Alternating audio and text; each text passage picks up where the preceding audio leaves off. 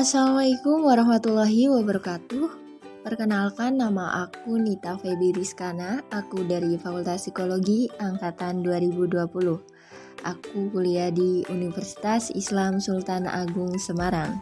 Di sini aku mau bikin video mengenai tugas ujian akhir semester Kode Etik Psikologi. Nah, di sini aku mau bikin video mengenai apa sih peran mahasiswa dalam mencegah dan memberantas korupsi. Nah, sebelum kita beranjak ke bagaimana peran mahasiswanya, di sini aku mau menjelaskan mengenai pengertian dari korupsi. Nah, pengertian korupsi secara gamblang telah dijelaskan dalam 13 buah pasal dalam Undang-Undang Nomor 31 Tahun 1999 dan Undang-Undang Nomor 20 Tahun 2001. Dari sudut pandang hukum, tindak pidana korupsi secara garis besar itu memenuhi unsur-unsur seperti perbuatan melawan hukum, penyalahgunaan kewenangan, kesempatan atau sarana, memperkaya diri sendiri, memperkaya orang lain atau korporasi, sehingga dapat merugikan keuangan negara atau perekonomian negara. Nah, penyebab korupsi ini bisa bermacam-macam tergantung dari konteksnya. Biasanya, media sering mempublikasikan kasus korupsi yang berkaitan dengan kekuasaan dalam pemerintahan. Pada faktanya, korupsi sebenarnya telah terjadi dari hal paling sederhana sampai hal yang lebih sangat kompleks, yaitu korupsi sekarang ini banyak dikaitkan dengan politik, ekonomi, kebijakan pemerintahan dalam masalah sosial maupun internasional, serta pembangunan nasional.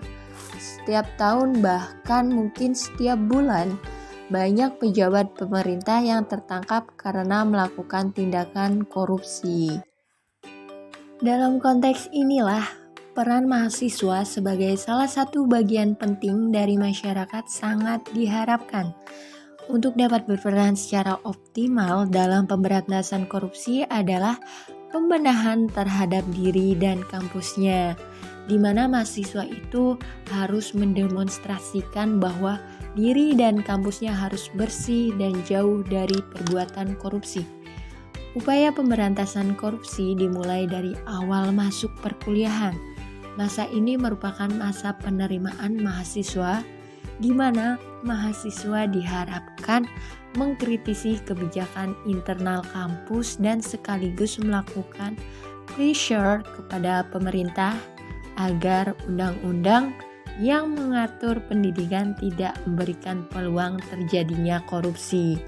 Selanjutnya, pada proses perkuliahan, pada masa ini perlu penekanan terhadap moralitas mahasiswa dalam berkompetisi untuk memperoleh nilai yang setinggi-tingginya tanpa melalui cara-cara yang curang.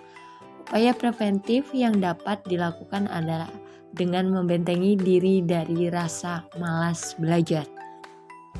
Pada tahap akhir perkuliahan, di mana mahasiswa memperoleh gelar kesarjanaan sebagai tanda akhir proses belajar secara formal, mahasiswa harus memahami bahwa gelar kesarjanaan yang diemban memiliki konsekuensi berupa tanggung jawab moral, sehingga perlu dihindari upaya-upaya melalui jalan pintas.